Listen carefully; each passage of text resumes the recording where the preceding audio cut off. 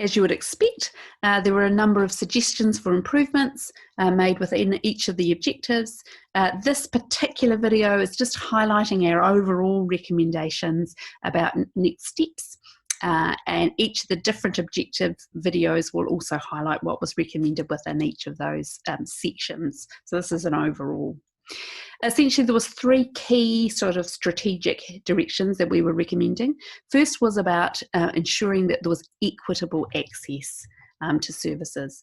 And this was partly about who the funders were for different individuals with spinal cord injury, but it also was about whether people had multiple other health conditions that they were having to manage, or whether they had a non-traumatic spinal cord injury and therefore didn't quite fit the pathways, or whether they had issues with literacy or had difficulties advocating for themselves.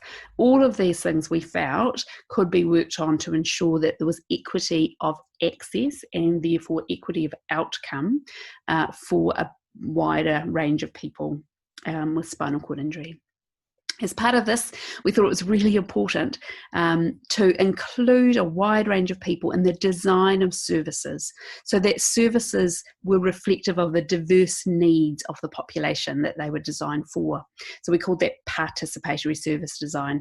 And essentially, we were really interested in encouraging more people with spinal cord injury and their families, and potentially their carers as well, plus also community-based therapists into the design of services. And a segue to that was the third thing, which was about innovative service delivery, particularly for outreach and reassessment services. And there's a need to really look at what do people really want, what best meets their needs, and how can we meet that, and how can we be more responsive in the way we're meeting it. So we heard quite a lot from people that they were keen for this opportunity to just ring up and say, am I on the right track? Should I be worried about this? Is this something I should follow up with? Where could I access this support? And this kind of to and fro support seemed to be what people were wanting, as much as an overall all-in reassessment. There was a few key work programs that we felt needed to be worked on sort of as a higher priority. And I've highlighted some of these already, but just to make them specific, first was about flexible pathways. Clinical care pathways work really well when you're in the middle of the road, but when you've got multiple needs, or you come with a non-traumatic spinal cord injury, or you've got other issues in your life, then often pathways aren't really responsive to your needs. So we feel that there's a need for flexible pathways.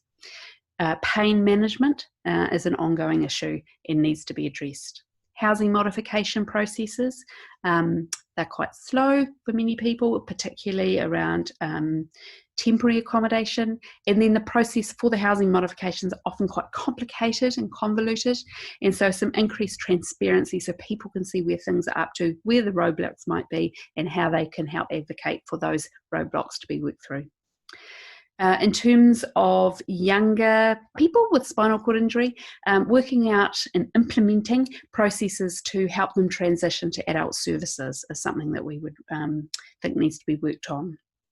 And finally, peer support, having it available for a broader range of people. So not everybody is having their peer support needs met currently. Children and families are not able to access peer support. Families of adults with spinal cord injury are also saying that they often don't get the support that they need and would like.